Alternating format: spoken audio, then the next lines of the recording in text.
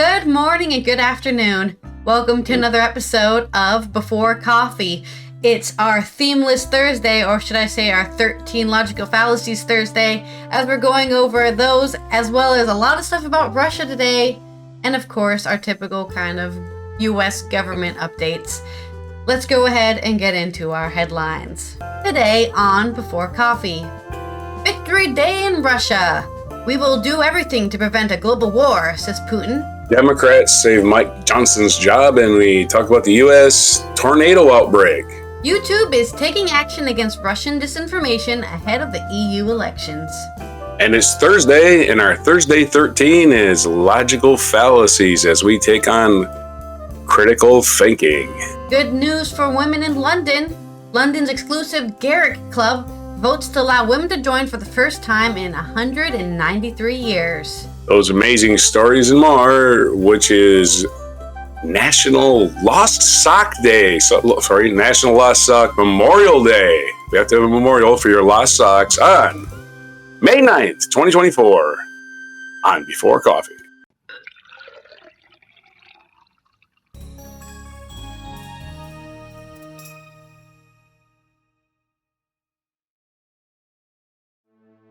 Okay, let's cover our first news story, which is our first story about Russia. I'm going to be talking about, these are the only stories I saw on my list that seemed interesting to me.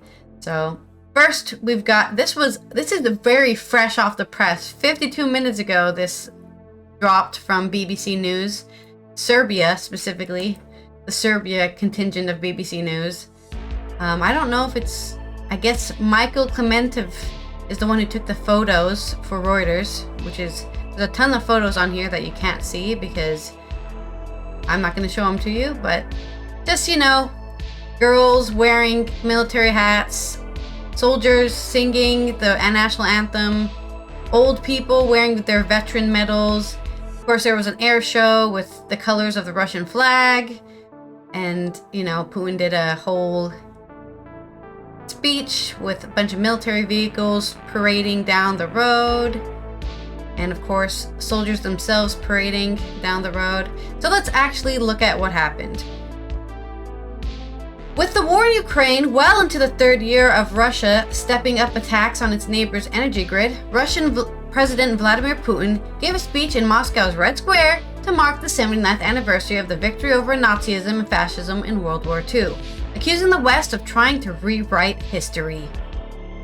Russia will do everything to prevent a global conflict, but we will not allow them to threaten us. Our strategic forces are always in a state of combat readiness, said Putin, 2 days after he was sworn in for a new fifth presidential term. That's normal, which allows him to stay in the Kremlin until 2023. Sorry? I said Putin sounds like Churchill. Yeah, right? We His will accent. meet them on the beaches. You're doing the Churchill. Putin accused the Churchill. arrogant Western elites of forgetting the decisive role of the Soviet Union in the defeat of Nazi Germany and of enticing conflicts around the world, Reuters reported. He also emphasized that the Russian people made a great sacrifice in the Second World War and that the revisionism of history is now at work. He accused the West of having excessive ambitions, and we know how they end, of expressing the desire to justify the current flows of Nazism, and of trying to distort the truth about the war. In the first years of the Great Patriotic War, the USSR fought alone against Nazism. What is he talking about? Talk about revisionism. The USSR was on the Nazi side until Hitler decided, hey, let's go invade the USSR. And then they're like, what the fuck do you think you're doing? And they unleashed the Red Wave. Before then, they were completely, even probably supporting them, providing them supply lines. I don't know, what's just this idea? They were alone fighting in Nazism because the whole of Europe worked in favor of the Wehrmacht, Hitler, but it immediately recognized the merits of the Second Front and inspired traditions of alliance, Putin said. He added that Russia pays tribute to all allies who contributed to the defeat of Nazi Germany, but he emphasized that it was the battles on territory of the former USSR, such as those near Moscow, Stalingrad, Kursk, Kharkiv, Minsk, and that decided the fate of humanity. What about the Eastern stuff or Italy? They don't count? It was only Germany? Okay. The unconditional surrender of Nazi Germany entered into force on the 23rd of, on 11:01, May 8th, 1945. I was like, 23rd of 01? It was not in January. Which France, Britain, and the United States marked as the Victory in Europe Day. It was already May 9th in Moscow, which became the Victory Day of the Soviet Union in, as the Russians call it, the Great Patriotic War from 1941 to 1945. When did they start calling it that? Because I'm just curious when they started calling it the Patriotic War. The military parade was one on a smaller scale than in previous years, but the JAR's intercontinental strategic missile was presented, which the leader of the event said can hit a target anywhere in the world. There were no representatives of Western countries at the parade, but the leaders of Belarus, Kazakhstan, Kyrgyzstan, Tajikistan, Turkmenistan, Uzbekistan, Cuba, Laos, and Guinea-Bissau came. That's very specific. Why Cuba? Interesting. There's a bunch of pictures that I already detailed to you, just, typical parade, the missile, a huge vehicle brigade. Pointing out that Russia is now going through a difficult period, Putin specifically referred to the heroes on the front line in Ukraine. We bow to your courage and the sacrifice of all of Russia is with you, believes in you and suffers with you. Your fate and exploits connect you with generations of holy defenders of our homeland, the Russian president said. Ah, yes, I love when you strike out at somebody, you call that a defense. Well, you know what they say, the best defense is an offense. That's how the saying goes. He said that the Russia will never forget the memories of the sons, daughters, husbands, sisters, brothers, wives, and friends who gave their lives in the Great Patriotic War. We bow before the veterans who left us and before the civilians who died in the savage attacks of the Nazis, he said.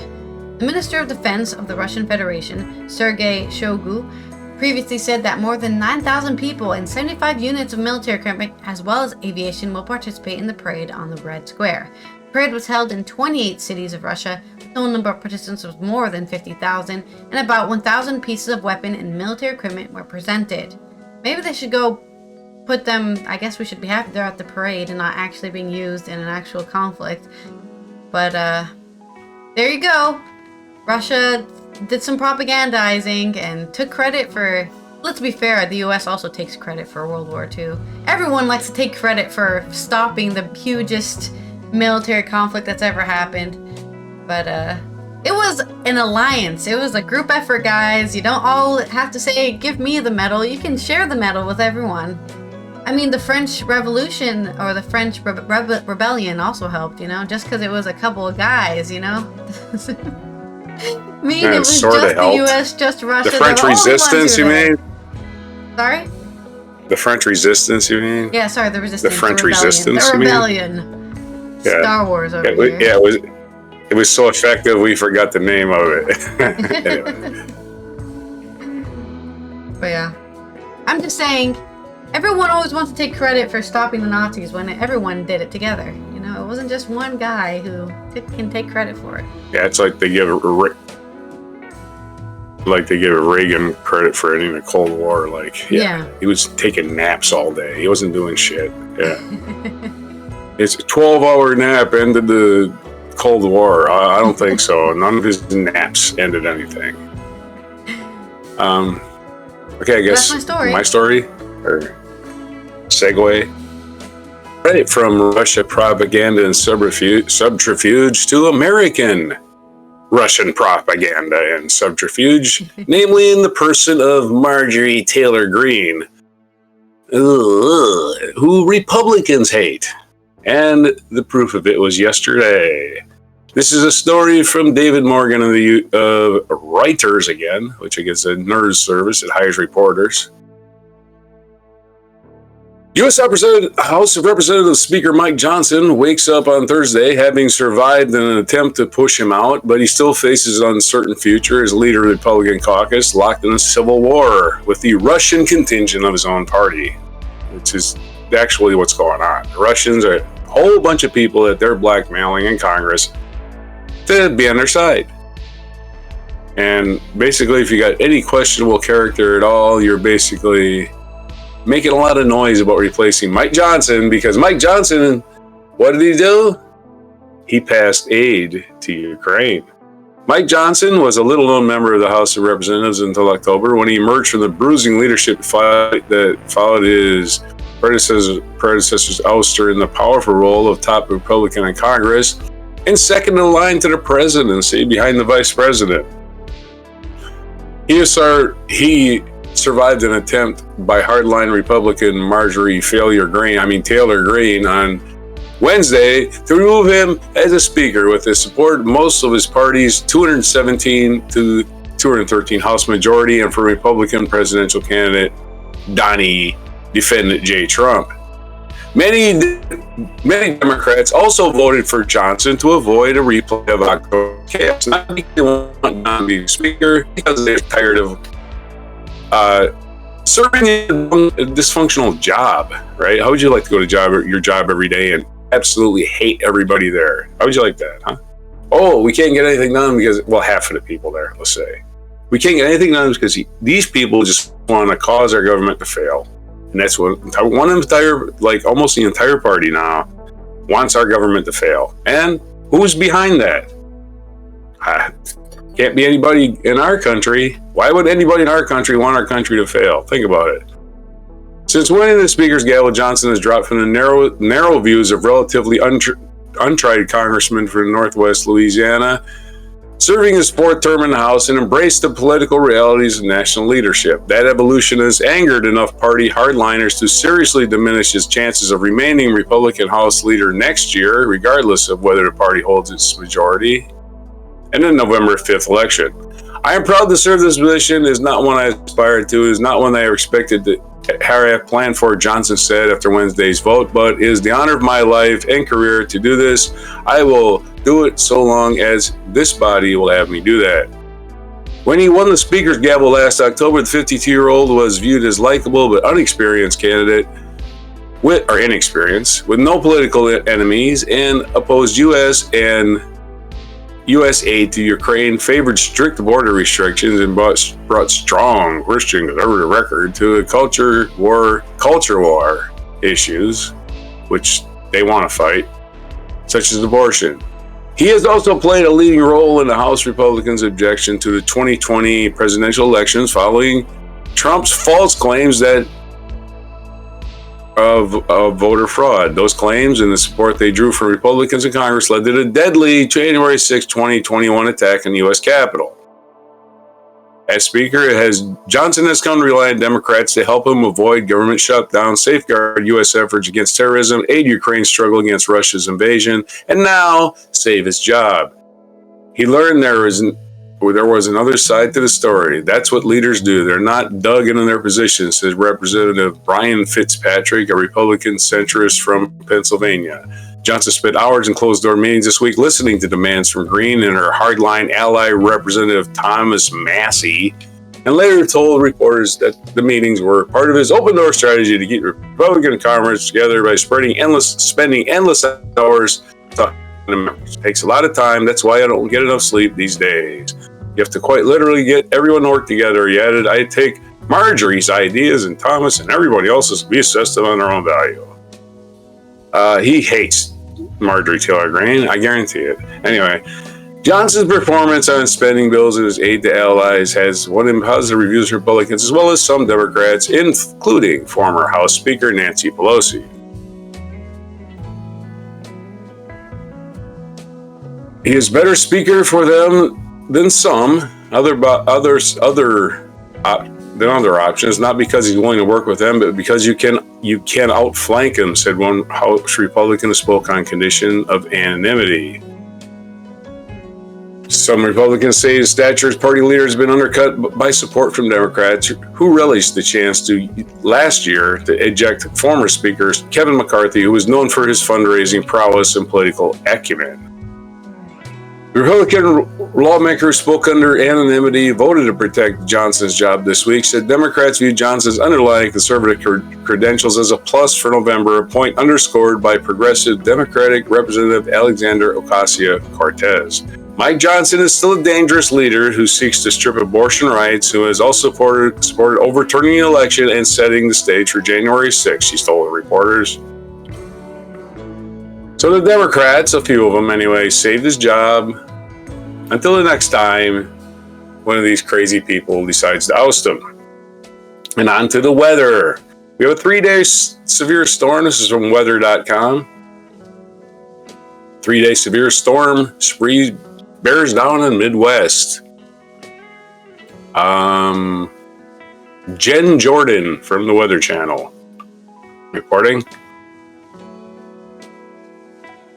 Midwest is in a day 3 of a deadly storm spree. Large destructive tornadoes led to at least 2 deaths in Tennessee, and widespread reports of tornadoes, hail, and flash flooding from Missouri and North Carolina. At least 2 deaths have been reported in Tennessee following a day of severe storms and declared tornado emergencies. Officials in Claiborne County say high winds took down a tree, which landed on a car and its 22-year-old passenger. The other fatality occurred in Maury County, where several others have been hospitalized with injuries. A local hospital told reporters they were in the process of treating at least 6 storm victims. On Wednesday evening, officials issued a particularly dangerous situation alert. That's the name of the alert. We have a particularly dangerous situation, or a PDS, I guess. I don't know. Alert. They issued one of these alerts near the town of Spring Hill ahead of a large and destructive tornado, urging residents to take cover. Radar showed debris from a twister was lofted up to 20,000 feet into the air. Wow. Immediately following the storm, emergency services shared reports of fallen trees on homes and residents trapped. Several other tornadoes were later reported across southern Middle Tennessee Wednesday evening. To the north of Nashville, a flash flood emergency was in place as the area became saturated with intense rainfall. First responders were reportedly involved in several swift water rescues. Flooding continues to be a major concern, warns weather.com digital meteorologist Jonathan Bells. Creeks and rivers are already rising across Tennessee, Kentucky, and Missouri, and there have been several reports of water over bridges and roadways. Some spots may pick up an additional 5 inches of rain where storms train over the same spots. If you cannot see the road in front of you, turn around and go a different way. There may not actually be any road to drive upon in the water ahead of you. Damage reports poured in from nearly every corner of the volunteer state. Wednesday, large hail rained down on Clarksville ahead of a tornado there. Video from nearby showed damage to several barns. Cooperstown resident Emily Ricks says her neighbors called to tell her that they could see a tornado right above her house. This is the worst I've ever seen it here. We've been here 10 years. I'm originally from Alabama, so I've seen some big tornadoes, but this is the first time I've ever hit this close to our house. In Alabama, a swarm of supercellular thunderstorms developing across northern portions of the state. Late Wednesday evening, radars confirmed that a tornado formed near or just east of Huntsville, Alabama, but the extent of the damage was uncertain. Multiple other tornadoes likely touched down across northern and northern Alabama. Copy editors fell asleep on that one. Multiple other locations touched down across northern and northern Alabama.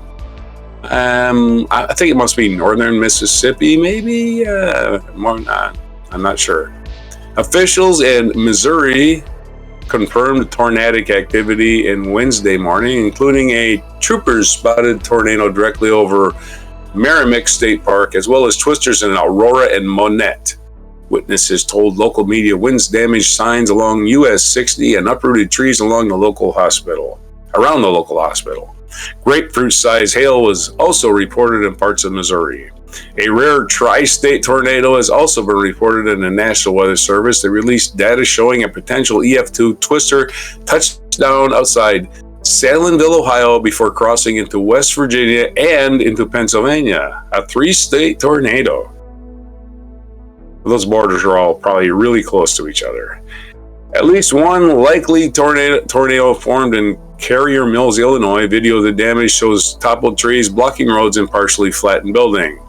The Midwest is already on high alert. It entered day 3 of the deadly onslaught of severe weather that has spawned dozens of tornadoes and ravaged much of the central United States. Reports Reports indicated an estimated 50 tornadoes were spotted between Monday and Tuesday, a number that is expected to climb as survey turns from the teams from the National Weather Service complete their assessments and add Wednesday's storms into the count.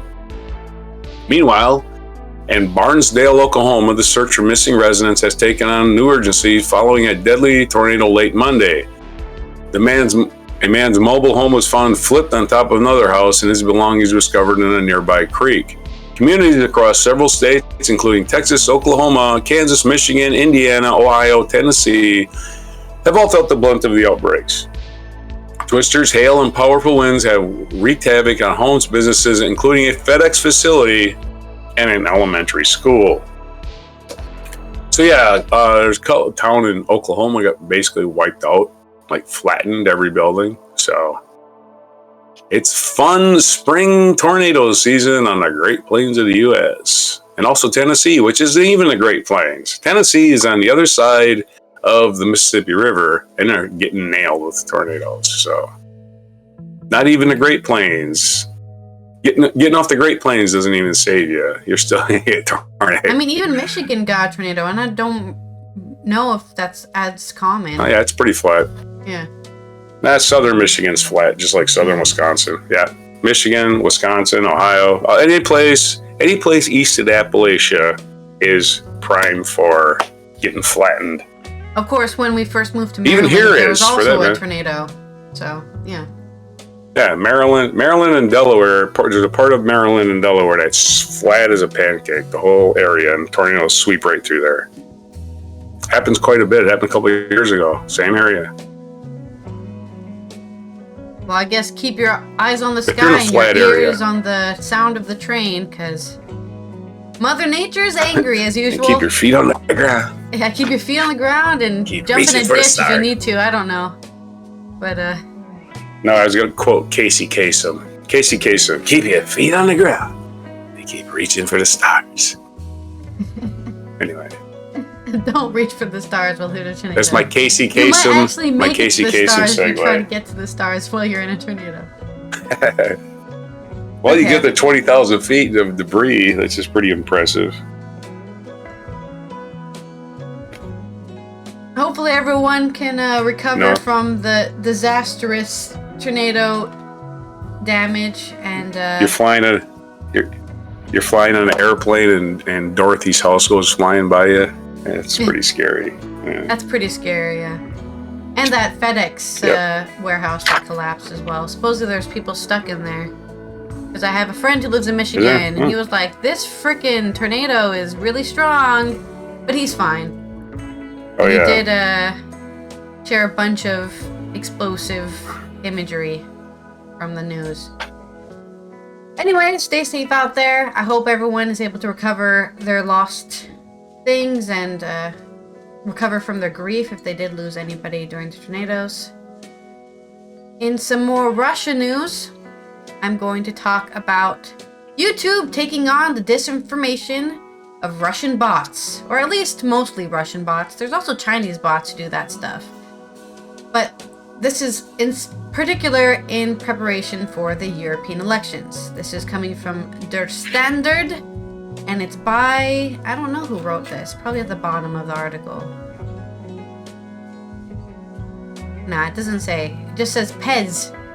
So whoever Pez is, thanks Pez. Let's go ahead and look at this. As is well known, the European elections is taking place in exactly 1 month on Sunday, June 9th, 2024. There's currently excitement in Austria about the personality of the Green candidate Lena Schilling and her handling of the truth. People are also nervous in the tech industry. Here in Germany, it's about truth and lies and alleged defamation on a much larger scale. That is why the major online platforms are currently trying to take action as rigorously as possible against false reports, disinformation, and dirtbag campaigns. I love that. I wonder what that is in German, because this is an article translated from German, by the way. And they Skutmutz Kulbelken Kampanen. Okay. Schmutz Is that dirtbag? Kubelk. Schmutz Kubelk. dirtbag campaigns. I love that. Dirtbag campaigns. Or at least to give the impression that they're doing something. After TikTok and Meta, it is now YouTube that is presenting a package of measures against election manipulation. On the one hand, this aims to spread trustworthy news, and on the other hand, it should be at least identify and, in extreme cases, delete manipulated content. During the election campaign, there will be separate panels with background information and videos about the respective candidates. At the same time, instructions are being given on how to cast your vote in the European elections.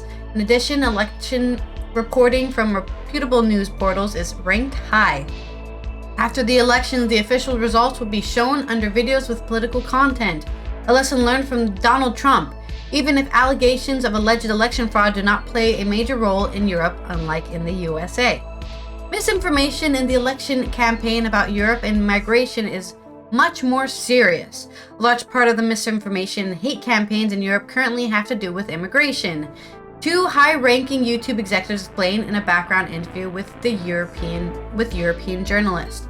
To ensure that such content does not end up on the video platform in the first place, the company's own intelligence desk uses risk analysis from Google's threat analysis group. This is intended to predict impending threats. In addition, guidelines were issued that refer to current ongoing elections, even if they bear a clear U.S. signature. Content that could deter voters from going to a polling station or that calls for blocking polling stations is prohibited.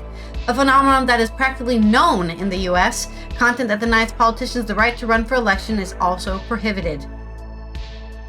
YouTube has also had a lot of experience with videos created using generative artificial intelligence, which is why creators will be required to label AI-generated content in the future.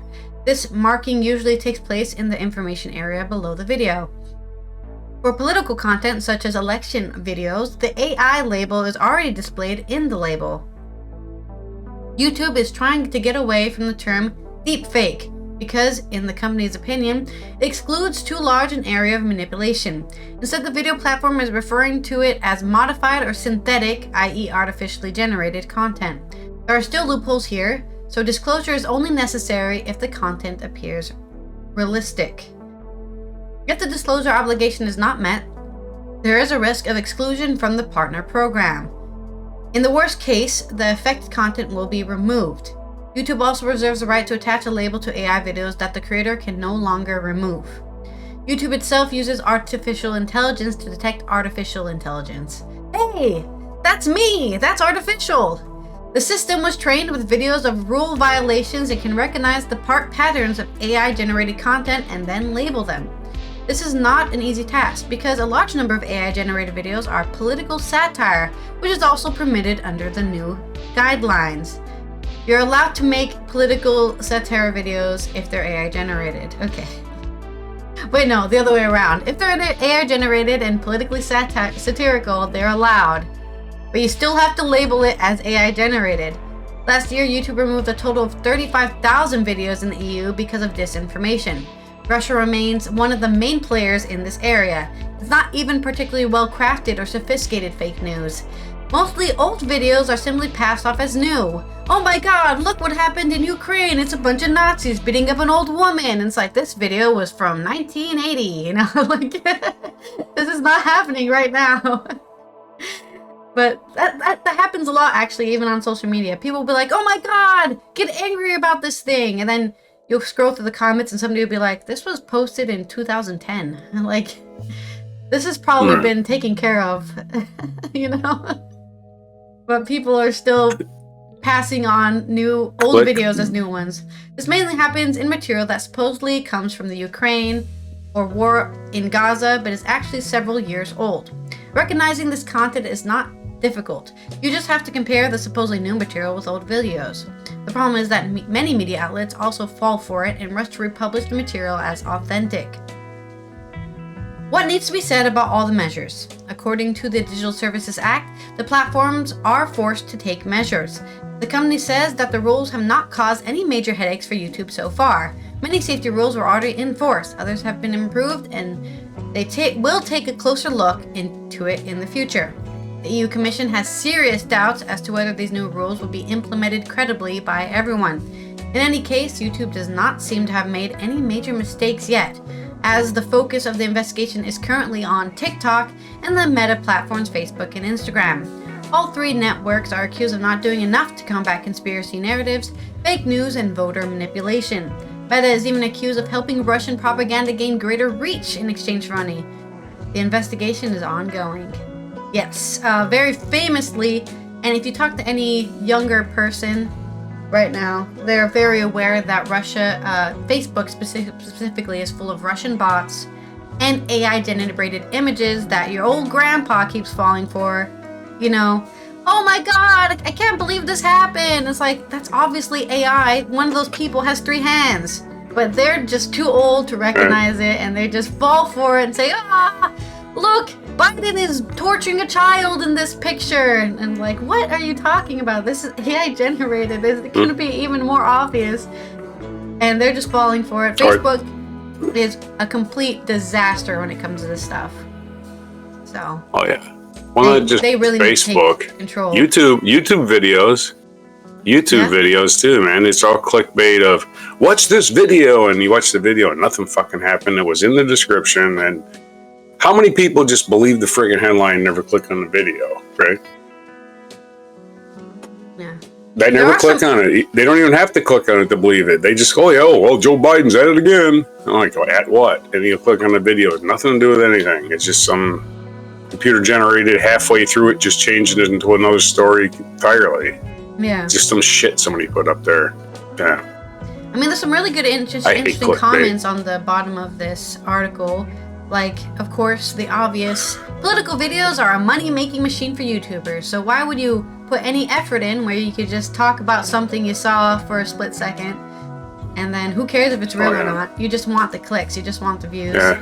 You want to get monetized for your junk news or your junk opinions. And of course, you've got the conspiracy theorist here on how the U.S. undermined democracy in Ukraine and fomented a war. I don't know what fomented means. Probably a bad translation. And, this is all... Why are we only looking for false news from the enemy? Shouldn't we also be looking at ourselves? I kind of agree. Just because Russia has bots doesn't mean the U.S. or, I don't know, Germany doesn't have bots that are also putting out its own narrative of what they want people to believe. Gotta look at yourself. But we're the good guys. We're the good guys. The enemy. That's what everybody says. That's what everybody says. Everybody says that. Okay, so okay, I guess we're on our story. It's time for Thursday 13. We need some theme music. Okay. We can't have Eminem every week. Eminem. But I don't know. Maybe we'll write some theme music. Ever get in an argument and you just like, well, that argument, what you're saying is not an argument. And you don't know what to put back at them, right? Yeah. But what they're doing, and of course, I didn't know this. I had to go to school and take a class called critical thinking, which should be taught in all high schools. Critical thinking. That way, you're not caught in an argument with somebody who's just pulling shit out of their ass, mostly. Pulling shit out of your ass is technically called logical fallacies, right? And we have the top 13 logical fallacies, and I'm going to read them off, and they have names. There's not 13 logical fallacies. There may be hundreds of them, right? 40 but here's the top 13 I came up with. Yeah, there's no set. There's probably a new one tomorrow. And the first one I come is called the most interesting. Well, the ones I listed. Yeah. The ones that fit on my board, which I had the room for a couple more. Anyway, but this is Thursday 13, not the Thursday 16. So, the first one is the ad hominem attack. Now, the ad hominem attack is it when you have an argument and they attack your character, or they attack the argument, the person making the argument's character. What does Al Gore know about global warming? He owns a car that burns gasoline. Oh, okay. That's not relevant information, yeah.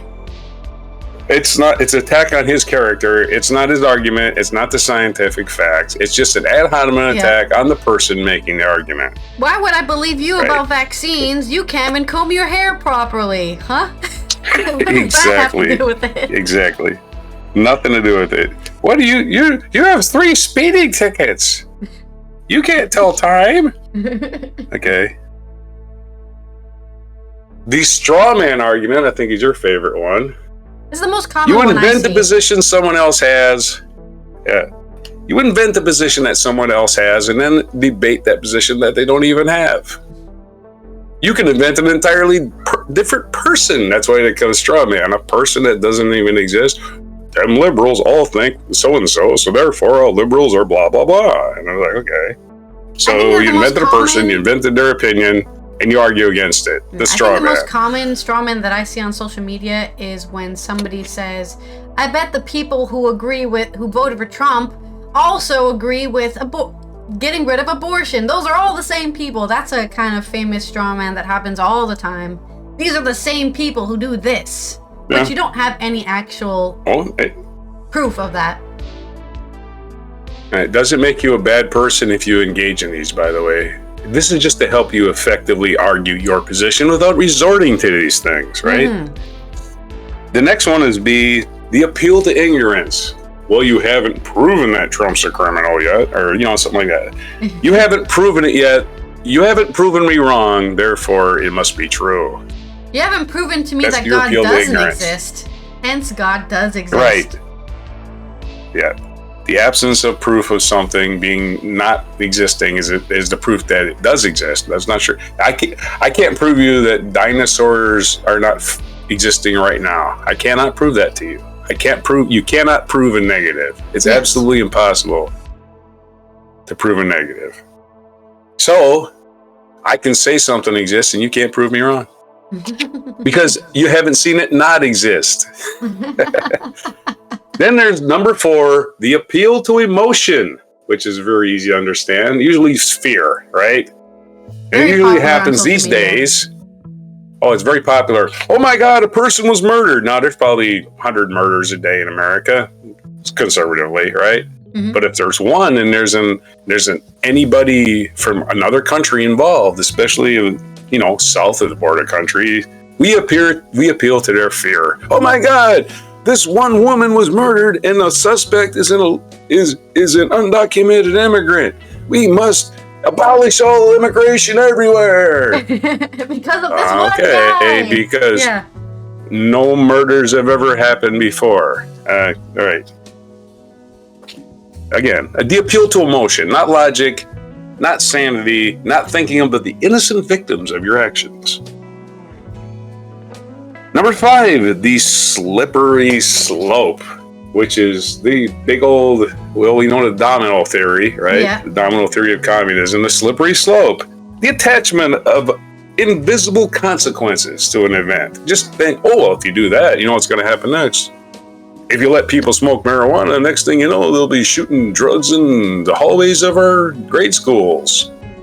That kind of slippery slope is using the drug argument, used for just about anything. I can use it too. Actually, it's a pretty good argument.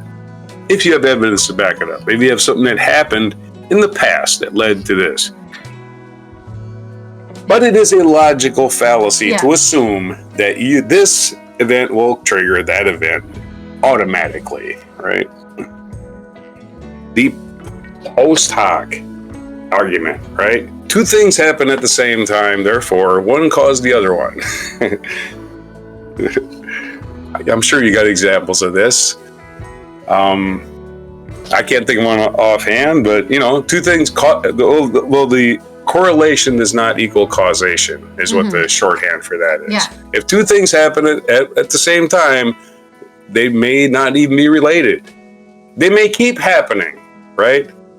It rains every time I go to the beach, therefore I am causing it to rain by going to the beach. I think the famous one they told us in my university was there's more shark attacks when I eat ice cream. So if I don't eat ice cream, I won't get attacked by a shark. Which has the real causation is the sun is out. So there's more people at the beach, so there's going to be a heightened addition of people getting attacked. Mm-hmm. But that's the fake causation is, it's because I ate ice cream. I should have not eaten ice cream. Then the shark wouldn't attack me. Mm-hmm. That's not correct. Number 7, and that's exactly right. And the number 7 is the hasty generalization. You gather a tiny little bit of evidence, you've made a conclusion, right? On just the barest of evidence. Maybe you can think of an example of that. I don't know. But you draw a conclusion from partial evidence. You know, it's kind of the same as a post hoc, but it's totally random, right? I guess. Ad populum. This is a good one. The bandwagon effect, right? It must be right because everybody else says it's right. Mm-hmm. Okay. Yeah. That's never been wrong. Hello, Nazi Germany. Okay. Anyway. Appeal to authority. That's another good one, right? Yeah. Well, Tom Jones likes eels in his pancakes, so it must be good. Because Tom Jones is a famous singer, right? So I'm having eel pancakes, by golly. Appeal to authority. Not always a good idea, just to listen to somebody just because they're smart or they have a position. They may just be complete idiots. I mean, you should definitely listen to people that are, like, if a scientist is telling you about global warming, right? They probably know what they're talking about. But in that same vein, if Neil deGrasse Tyson is telling you about climate change, maybe you shouldn't listen to everything he says, because he's not a climate scientist. He's actually a space. He's a right. So he knows nothing about space climate. guy. He's a science guy. Not that he doesn't know anything, is that he's not an authority on it. Yeah, he's not an authority but he does on have it. Just people because he has on it, PhD after his name does not mean he knows everything about every single subject of every science discipline, okay? Like, that's the thing you need to look out for. He's a physicist. Yeah. He's a physicist. He's not a... But again, he will have climate scientists on and say, this guy's been studying it for 20 years. I'm not looking at my dentist to tell me about my gynecologist, you know? Like, they're two different things, okay? So make sure you know who you're talking to. Well, even if they are an expert in their field, they still could be wrong, right? Just saying that they're an expert in their field and he says this. Right. Repeat after us, kids. Number 10, logical fallacy. Science is a theory. It's not the truth. Everything is a theory. Right. If you become a scientist, it is not to become a scientist to accept everything. It is your scientist to try to understand things. Hey. Number 10, logical fallacy is begging the question, which is another form of, it's called circular logic, right? You say something that's you can't prove, and then you back it up with something else you can't prove, and you just keep going back and forth, repeating the same cycle of things, saying, begging the question says, well, if horses can fly, which is not true, therefore, they'll make some other thing that isn't true. Yeah, so but once you start in the circular logical argument, and they start flying, they'll go into the engines of the planes, and then the planes won't be able to fly. So we definitely shouldn't have planes flying because of the horses that can't fly. Yeah. Wait, what? Well, you begin your proposition with something, and you continue down that vein of, we're not going to prove any of this stuff. We're just going to make sure that they're all interrelated and are big, usually conspiracy theorists that come up with this crap, by the way. Here's another one that's very popular. If we want to talk about conspiracy theorists, the famous one is the pyramids. If humans couldn't make a pyramid today, that's a false statement. Humans could make a pyramid today. Yeah. There's just no fucking reason to do it. It's a waste of resources to spend 500 years to build a pyramid. Right? But if you base your first statement on we couldn't do it today, you can go into a whole big conspiracy or circle of logic of why it was aliens all along, right? Because you start with that first false statement of humans couldn't do it today. And we apply our modern thinking and our modern way of looking at dimensions and size, and actually the size of the Earth at the time. Back then, the TV didn't exist. Their television was the sky.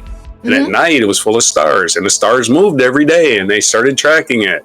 That was their fucking television. That was their entertainment. The smarter people figured out how to map out a year. Yeah. They did that back then without any computers. Crazy, right? No AI, no robots. But we think they can't do that. There's no way they can do it without computers. Get the hell out of here. Number 11, which is our number 11 fallacy, it's very popular lately, is called equivocation. And it deliberately makes things muddy and ambiguous, such as the term woke. Can't tell me what that means, but I tell you what, there's lots of people that are they're again it, as they say in the South. Yeah. They're again woke. They're sure again it. They're against it's it, a boy. Dog whistle for they something. can't tell you what it is. Yeah.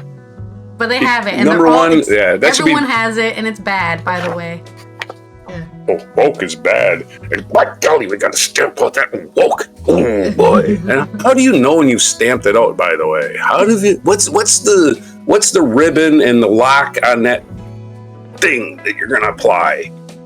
When you do you know can't. you've got rid of it? Yeah. It's never. Yeah, it's impossible. you have not gotten rid of it. It's just a bunch of politicians trying to rally support for their hatred. So, equivocation. Making shit up without generally defining it, basically. And the false dichotomy. I love this one. There's only two choices. Ban all guns and let everybody have a gun and everybody have 40 guns. There are only two choices, right? Only two choices. Nothing in the middle. That's our debate in this country.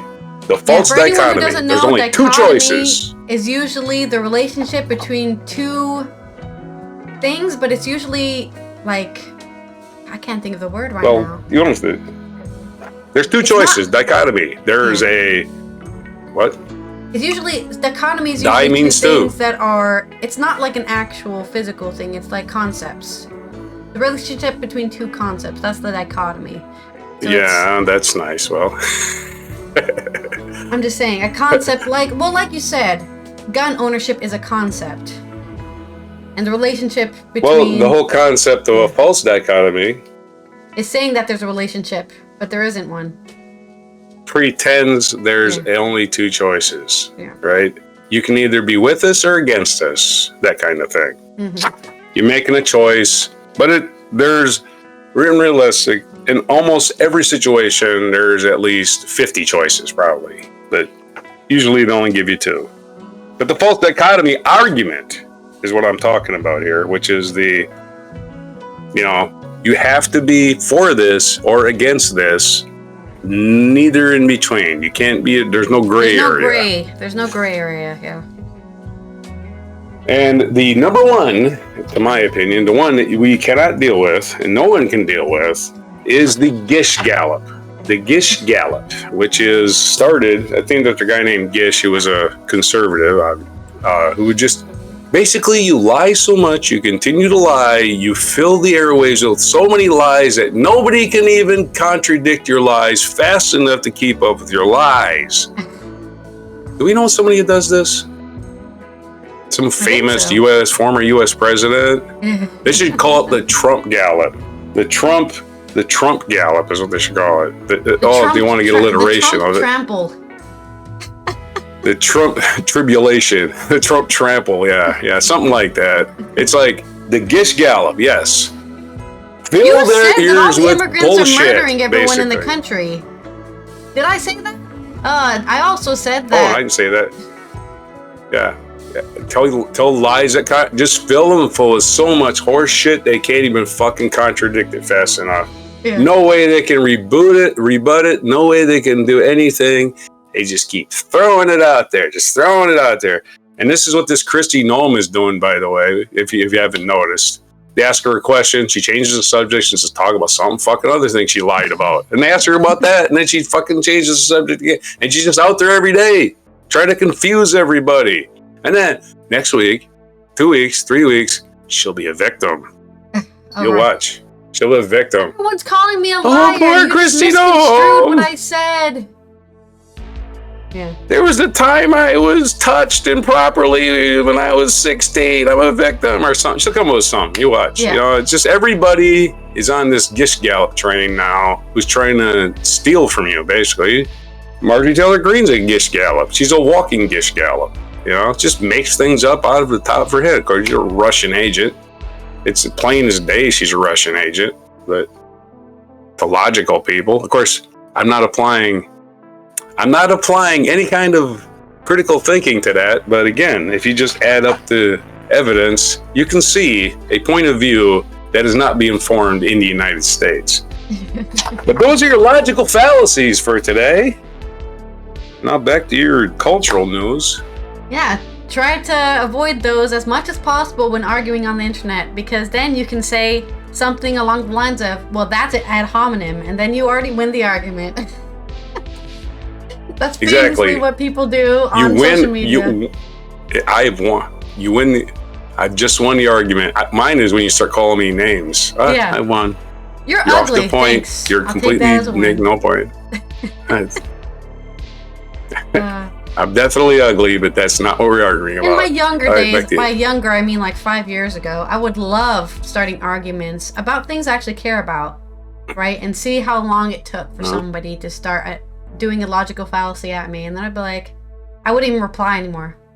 I would be like, I won. I'm not going to point it out, and I'm just going to disappear. And these people would get so angry that you never come back to reply. They would get so pissed. Why isn't she replying to all my personal attacks? Don't need to. You've already proved I won. I love seeing people on the internet swear. Yeah, you never go back. Please reply to me. Please reply to me. I don't know why, but it's so easy for me to just forget about social media existence. Yeah, it's a mic drop. It's a mic drop, right? It's almost, that's what it is. It's like, I'm done. I mean, I got nothing else to say. Why should I? I'm not going to change your mind. First of all, I don't know you. Well, what's my benefit of changing your mind? I just want you to feel uncomfortable with your own stupid opinions. That's all. And we're on a public forum, so everyone else can see you being stupid, and that's enough for me. Yeah, you got a stupid opinion. You got no thumbs up for your opinion. Meanwhile, the person you're contradicting has 175,000 likes. You've got 2. And 18 people disputing you. What do we call that on Twitter? I can't remember what it's called now. But it was basically like, getting the most likes. Ratioed. We called it being ratioed. Right? So the ratio of likes versus your likes. Ratioed, yeah. Right, yeah. All right. So if you have 20 likes and they have 100, you've been ratioed. They have way more likes than you. They win.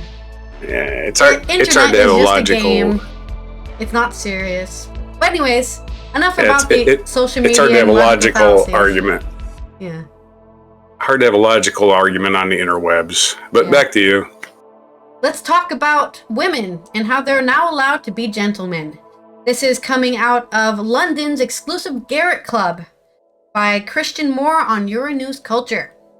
A London gentlemen's club which boasts an illustrious membership, including senior politicians, judges, and even the king, has finally voted after almost 2 centuries to allow women to enter its elite ranks. They're only elite because they call themselves elite.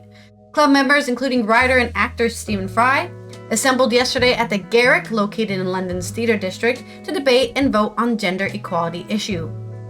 The members, many of them wearing pale pink and green club ties reminiscent of the marshmallow flumps, debated on the question of women's membership behind closed doors before putting the matter to a vote. It passed by almost perfect 60-40 split. I was hoping more for an 80-20 split, but you can't win them all. Pressure to admit women to the Garrick has been mounting for decades, but recently calls to address the stark inequality intensified after The Guardian revealed in March that previously secret list of Garrick members. Among them were Roger Moore, the head of the UK's Foreign Intelligence Service, M16. MI6. God, M16. MI6, Deputy Prime Minister Oliver Dowden, and none other than King Charles. Moore resigned soon after the revelations were published. The list also comprises an astonishing portion of members of the judiciary, all the way up to the Supreme Court, as well as active politicians. The majority of the members were found to be older than 50 and predominantly white. Let's be honest though, the UK is predominantly white, so the immatingible perception therefore emerged that the business of the British establishment was being done behind Garrick's closed doors, and at the exclusion of the demographics historically excluded from political decision-making process, even when these are carried out in public.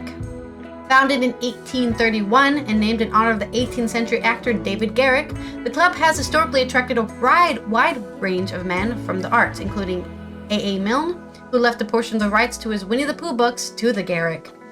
According to the list leaked by The Guardian, it also enjoys the membership of prominent actors including Succession stars Brian Cox and Matthew McFadden, Hugh Laurie, and Benedict Cumberbatch. At the executive level, members also include the Royal Opera House's chief executive and the chairs of both the Royal Ballet School and the English National Opera. Good luck getting in an opera without being part of the club. I'm saying that. That's not in the article. Much of the furore surrounding the male-only policy has stemmed from the dismay felt by women in the arts upon learning that their male colleagues have been hobnobbing in exclusive settings. Hey, can I be in your next play? As he sits down with his cup of tea and his newspaper. Who are you? Me, I'm Benedict Cumberbatch, and I'd like to be in your play. Well, you are in the Garrick Club, so I guess I'll give you a looking at. Meanwhile, women are just like, boy, I hope someone picks me. This has led to fears that decisions regarding commissioning, casting, or much coveted funding are being made beyond the view of due process mechanisms. The Garrick's website still references his thespian lineage, while also pointing to the virtues of exclusivity. There you go. With the choice quote from Dickens' Nicholas Nickleby on the homepage.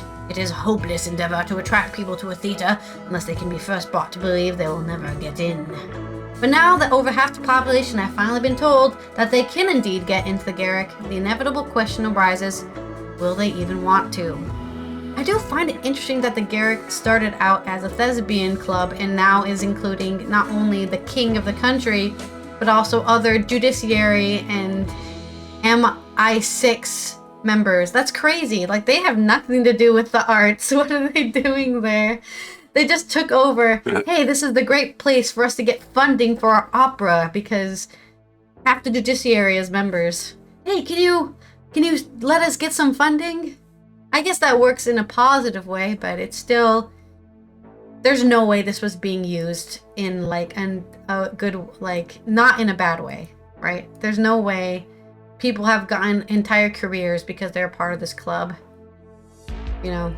So I guess we'll see in the future if there will be a big news headline, first woman to enter the Garrick Club, or will it be a secret, you know, if they ever let anyone in, because supposedly the membership was secret until recently.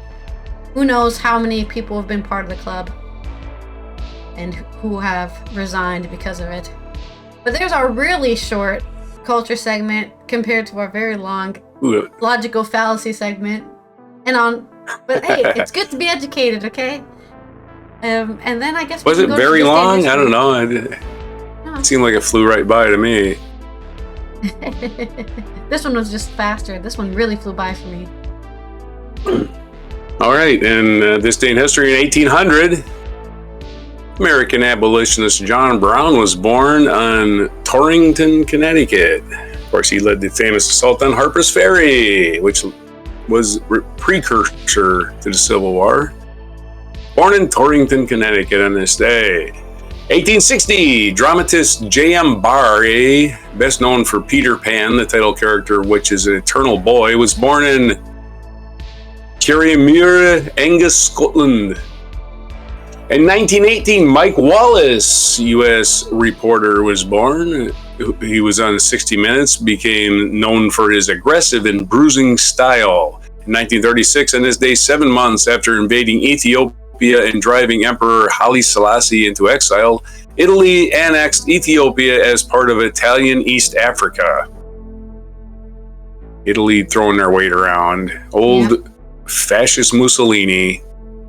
1939, American track and field athlete Ralph Boston became the first man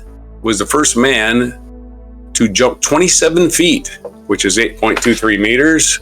Was born in Laurel, Mississippi. That's such an interesting thing to go for. When it says jump, long jump, they're talking about the long jump, not the high jump. High jump of 27 feet would be that would be something. No, not with a pole. A long jump. You run. The one with the sand. You jump into you jump into a pit of sand. Yes, 27 that's the long jump. That's still pretty not crazy. The high jump. The one with the pole is called a pole vault. You're right. Actually, there's pole in the name.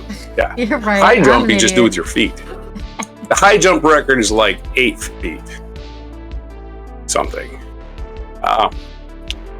Okay, 1958 on this date, Alfred Hitchcock's psychological thriller Vertigo, starring James Stewart and Kim Novak, premiered in San Francisco and became widely regarded as one of the greatest movies ever. I like these superlatives, right? So lose their shit over it. 1960, the baby boom died with the U.S. Food and Drug Administration approved the first birth control pill. End of the baby boom. It ended, and of course coincided with my birth. And my parents had 12 kids, and I was the last of 12, and there's no coincidence my mom started taking a pill. Yeah.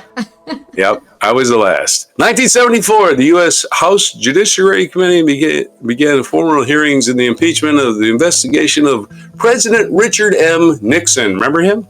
Anyway. Remember when we used to punish presidents for being criminals? Anyway, in 1980, the horror film classic Friday the 13th premiered for the first time. It's about camp counselors being murdered by a mass killer. It was released in theaters, and its huge success led to a popular franchise of really bad movies. It was released in May? That's crazy. I guess it was a summer thriller. Well, it was probably, which is weird because today is not the 13th. You think it would have been released on the 13th of a Friday? That's the 13th, no? Yeah. That's what they do now. They only release them. They only release the new Friday the 13th movies on Friday the 13th anymore. Yeah. On this day in 2020, Little Richard died. American singer pianist Little Richard, whose hit songs in the mid-90s were the defining moments in the development of rock and roll. One of the rock and roll. Ghost. One of the first rock and roll superheroes and OG. obvious its first homosexual star, as you want to say that. Really? But wow. back in those days, I also got that one too. Oh yeah, you don't find a lot of women in his past. Okay, but again, Little Richard. Everybody just, as they did with Liberace, they just said, hey, whatever, he's a good musician. We love him. And look the other way. I love Little Richard. Never met the guy, but he's, great. What? Womp bump a loo bump a womp bam boom. Yeah. Tutti frutti already. Little Richard, one of the founding fathers of rock and roll. Died on this day 4 years ago at the age of 87. Our featured event, Christopher Columbus set on his last and fourth and final voyage on this day in 1502. Master Navigator and Admiral Christopher, as friends called him Chris, Columbus, long considered the discoverer of the New World, set sail for Cadiz, Spain, from Cadiz, Spain on his fourth and final voyage, hoping to find a passage to Asia. He did not. But luckily for him, a Chinese restaurant opened up in his neighborhood and he was good to go. I'm sorry, what? He got that mugu gai pan and that wakasobi, and he was good to go, or whatever they served. All right, then that's probably Japanese, so here. Yeah, that sounds like a Japanese thing, not a Chinese thing. Hey, mugu gai pan is Chinese, I'm pretty sure.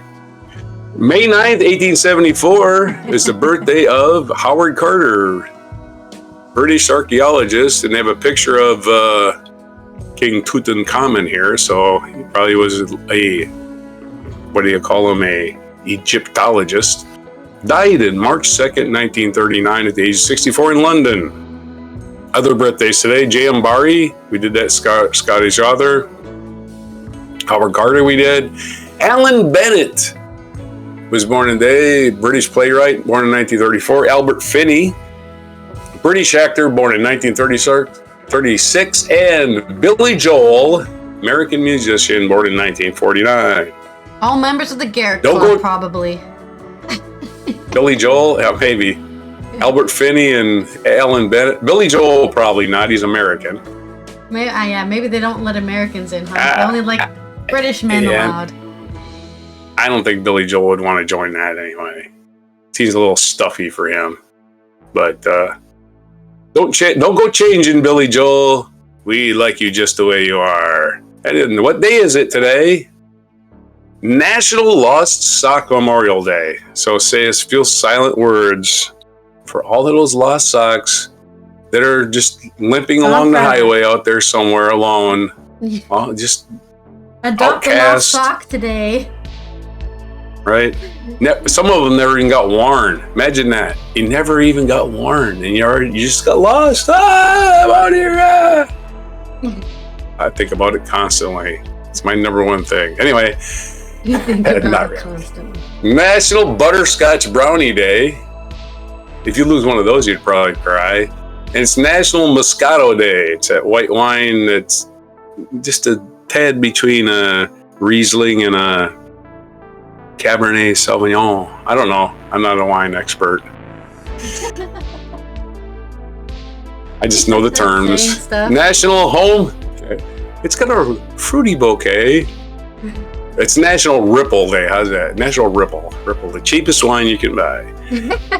National Homefront Heroes Day. If you're a homefront hero, you know what you're doing. National Alphabet Magnet Day. Man, if you got a refrigerator, it's full of them. I guarantee you. If you don't have magnets on your refrigerator, get an alphabet magnet. Yeah. There you go. They can make all the words. Heck yeah. And make all the dirty words, especially, right? I don't know how to spell. National. Spell that. I had to hide the F's, the U's, and the C's. It's National Sleepover Day, so while you're eating them butterscotch brownie and drinking your Moscato and losing your socks, you can be having a sleepover. So those are your days for today, May 9th. On before butterscotch brownies. Back to you. Before Moscato. Before Moscato. This is Allison here from the Netherlands. We will see you tomorrow for a Friday news dump, where we're just going to cover everything else we haven't talked about, because we've already talked about everything, I think, today. So don't forget, if you're watching this on YouTube, to subscribe. Turn on that notification bell so you can see when our next live stream is going to go live/video. And we will see you tomorrow. Here is your mic drop moment. Take care out there. That hurts me the most is that I have to watch the NBA Finals and they have world champion on their head. World champion of what? The United States? Don't get me wrong. I love the U.S. at times, but that ain't the world. That is not the world. We are the world. We have almost every country out here fighting, thriving, putting on their flag to show that they are represented. There ain't no flags in the NBA.